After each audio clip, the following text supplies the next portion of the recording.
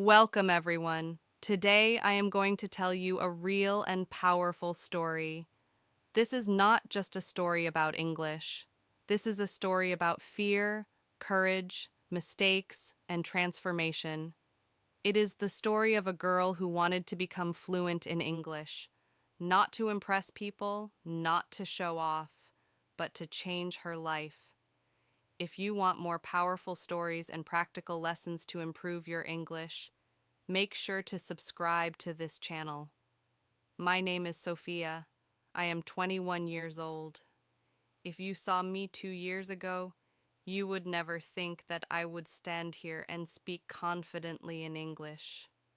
I was the quiet girl in the corner, the girl who understood some English but was too afraid to speak, the girl who smiled instead of answering. I did not hate English. I was afraid of it. In school, English was just a subject. I memorized answers. I wrote exams. I passed. But I never learned how to speak. When teachers asked questions, I prayed they would not call my name. When someone spoke English fluently, I felt small. The real pain started when I entered college. One day, our professor asked everyone to introduce themselves in English. When it was my turn, my hands started shaking. My heart was beating so fast I thought everyone could hear it. I stood up and said, My my name is Sophia. I am from and then my mind went blank. Some students smiled, some looked away. Nobody laughed loudly, but I felt embarrassed. I sat down quickly. That day, I went home and cried, not because they laughed, but because I knew the truth. English was holding me back. I wanted to apply for internships. I wanted to watch interviews and understand them without subtitles. I wanted to travel. I wanted to speak confidently in meetings. I wanted to express my thoughts clearly. But every time I tried to speak English, I felt blocked. I realized something very important that night. English was not just a language, it was a door, and I was standing outside that door. So I made a decision. I decided I would become fluent in English. Not perfect, fluent. That was the day my journey began. Before starting, I asked myself one honest question. Where am I right now? The truth was hard. I could understand slow English. I could read simple articles, but I could not think in English. I could not speak without translating in my head. I paused too much. I worried about grammar. My biggest problem was not vocabulary. It was fear. Every time I tried to speak, my brain started translating from my native language to English. That took time. And while I was translating, the other person was waiting, and that made me nervous. And because I was nervous, I forgot even simple words. It was a cycle. Translate, panic, forget, feel embarrassed, stop trying. I knew if I continued like this, nothing would change. So instead of just studying English, I decided to train my brain differently. I stopped focusing on grammar rules first. I started focusing on exposure. Every morning, I listened to 15 minutes of English, not music, real conversations, interviews, simple podcasts. At first, I understood maybe 40%, but I did not stop. I did not try to understand every word. I trained my ears. I learned something powerful. If your ears are not trained, your mouth will never be confident. For the first month, I did not try to speak too much. I just listened and read aloud. I took one small paragraph daily and read it loudly, slowly, clearly. I did not care about mistakes. I cared about comfort. The first week was uncomfortable. The second week felt slightly better. By the fourth week, something small changed. I was not as scared of hearing my own English voice, and that was progress. But I was still far from fluent, and I knew the real battle had not started yet. and I knew it. Listening helped me understand English better. Reading aloud helped me feel more comfortable, but deep inside, I knew one thing. Understanding English is not the same as speaking English. I could listen for 20 minutes and feel proud, but when someone asked me a question in English, I still froze. That was the moment I realized something powerful. Fluency is built through discomfort. One evening, I made a bold decision. I stood in front of my mirror and said, "From today, I will speak English every single day, even if I sound stupid, even if I make mistakes." At first, I did not speak to people. I spoke to myself. I started describing my day in English. I woke up at 7 a.m. I felt tired. I did not want to get up, but I got up anyway. It felt strange. I paused a lot. Sometimes I forgot simple words like laundry or appointment. When that happened, I did not switch to my native language. I explained the word in simple English. Instead of saying, "I forgot the word," I would say, "It is the thing where you wash clothes." That small habit changed everything. I stopped depending on translation. I started depending on explanation. And explanation builds fluency. After 2 months of daily self-speaking practice, I decided to challenge myself. I joined an online discussion group where people talked only in English. The first day, I did not speak. I just listened. The second day, I typed small messages. The third day, I turned on my microphone. My heart was beating fast again, just like in college. Someone asked me a simple question: "Why are you learning English?"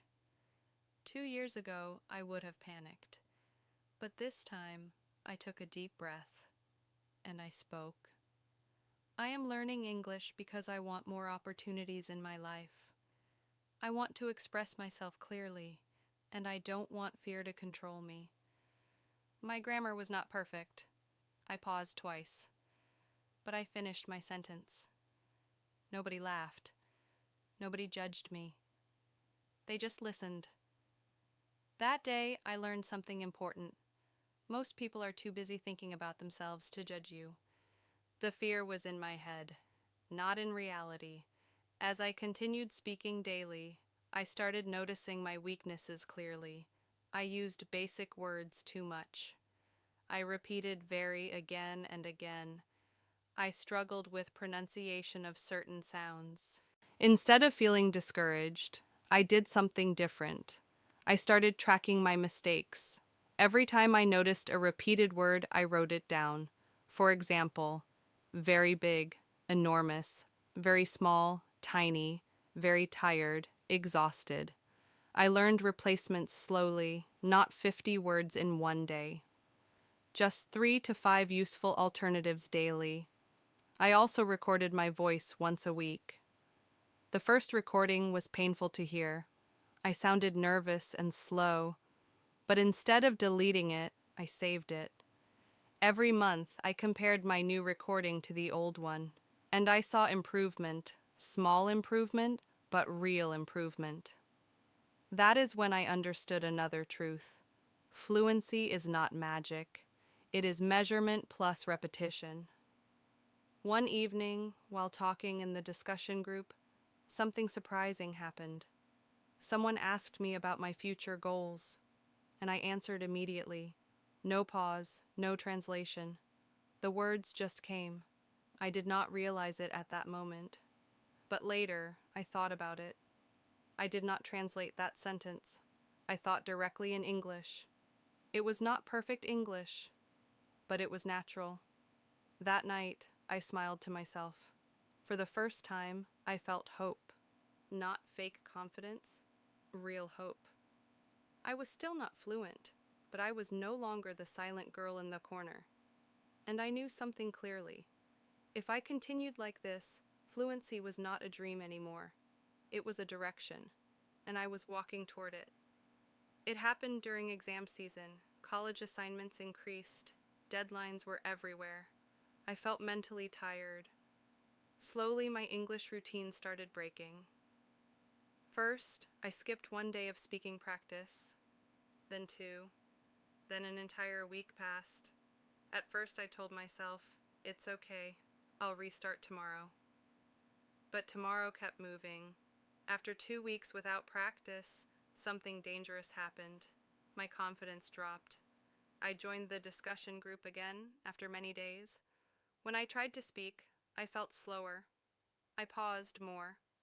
I struggled to form sentences. It was not that I forgot English. It was that my flow disappeared. That night, I felt frustrated. I asked myself, was all that effort useless? Did I lose everything?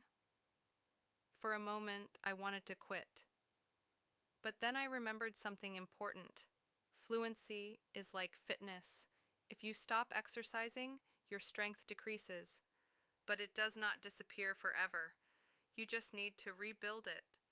That realization changed my mindset. Instead of feeling ashamed, I decided to restart properly. Before this setback, I was practicing randomly. Sometimes I listened. Sometimes I spoke. Sometimes I read. But after that break, I built a simple daily system, not a complicated schedule, just 4 clear actions every day. 1. Listen for 20 minutes. 2. Read aloud for 10 minutes. 3. Speak alone for 10 minutes. 4. Speak with someone for at least 5 minutes. No excuses. Even on busy days, I reduced the time, but I never skipped completely. If I had exams, I listened while walking. If I was tired, I spoke only 5 minutes instead of 10. If nobody was available to talk, I recorded my voice. The rule was simple: consistency over intensity, and something powerful happened. After following this system for 1 month without breaking, my confidence returned, but stronger, because this time it was not based on motivation. It was based on discipline. One day, while cooking dinner, I noticed something strange. I was thinking in English, not full complex sentences, but simple thoughts. I need to cut the vegetables. This smells good. I should finish my assignment tonight. There was no translation. It felt natural. I realized that thinking in English did not start suddenly. It started because I was feeding my brain English daily. Your brain thinks in the language it hears most. So I increased my English exposure intentionally. I changed my phone language to English. I wrote my daily to-do list in English. I kept a small notebook where I wrote 5 sentences about my day every night. Not essays, just 5 honest sentences. Some days they were simple. Today I felt tired but proud. I spoke confidently in class. I still need to improve my pronunciation. Writing daily strengthened my sentence structure. Speaking daily improved my speed. Listening daily improved my understanding. Everything started connecting. The real test came unexpectedly. In one of our college seminars, the professor asked for volunteers to present a topic in English. 2 years ago, I would have avoided eye contact. But that day, I raised my hand. Even I was surprised. When I stood in front of the class, I felt nervous, but not terrified. I started speaking. My voice shook in the first minute. But then something amazing happened. I forgot about myself. I focused on the message. I spoke for 5 full minutes, without stopping, without freezing. When I finished, the class clapped. It was not a dramatic movie moment, but for me, it felt like winning a championship, because I knew how far I had come, from the girl who could not introduce herself to the girl who could speak in front of an entire class. That day, I understood something deeply. Fluency is not about perfect grammar. It is about freedom, freedom to express your thoughts, freedom to speak without fear, freedom to be heard. But my journey was not finished yet, because the final stage was not just about speaking well, it was about becoming truly fluent. After my seminar presentation, many classmates told me, "You speak good English now." That felt nice, but when I had longer conversations, I noticed something. I could speak, but I could not always explain complex ideas clearly. If someone asked me about a deep topic, like success, fear, or future goals, I needed more time to organize my thoughts. That is when I realized something powerful. Fluency is not speed. Fluency is clarity. So I changed my training again. Instead of practicing random speaking, I started practicing structured thinking. Every week, I chose one topic. For example, why do people fear failure?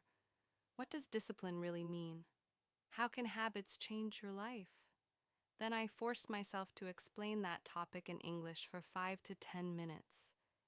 At first, I struggled, but slowly, I learned how to organize my thoughts. First point, second point, example, conclusion. This improved my communication skills. I was no longer just forming sentences, I was forming ideas. And that is when my English became powerful. It happened in a very normal situation. I was traveling by train, and a foreign tourist sat next to me. She looked confused while checking her phone. She asked me in English if I knew how to reach a certain place. Without thinking, I started explaining. I gave directions clearly. I answered her questions. We continued talking for almost 20 minutes about travel, culture, studies, and dreams. I did not search for words. I did not translate. I did not panic. When she left, she smiled and said, "Your English is really good." I thanked her. But inside, I felt something deeper. Peace. Because for the first time, English did not feel like a subject. It felt like a part of me. That night, I thought about my journey, from the girl who cried after a failed introduction, to the girl who could hold a full conversation with a stranger. There was no magic moment. There was no shortcut. There was only daily practice. Daily listening, daily speaking, daily discomfort, daily improvement. If you ask me today how I became fluent, I will not give you complicated advice. I will tell you simple truths. First, fluency is not built in 1 month. It is built in small, boring, daily actions. Second, fear disappears only when you face it repeatedly. Third, you do not need perfect grammar to speak powerfully. You need courage. Fourth, consistency is more important than talent. And finally, English is not just about words. It is about identity. When I could not speak English, I felt small, limited, silent. When I learned to speak, I felt open, capable, heard. English gave me opportunities, yes, but more than that, it gave me confidence. It gave me a stronger version of myself. If you are where I once was, afraid, stuck, embarrassed, I want you to understand something clearly. You are not bad at English. You are just untrained. Fluency is not a gift given to special people. It is a skill built by ordinary people who refuse to quit. 2 years ago, I was the quiet girl in the corner. Today, I speak without fear, not because I am smarter, but because I practiced when it was uncomfortable, and if I can do it, you can too. This is not just my story. It can be yours, and it begins the day you decide that fear will no longer control your voice.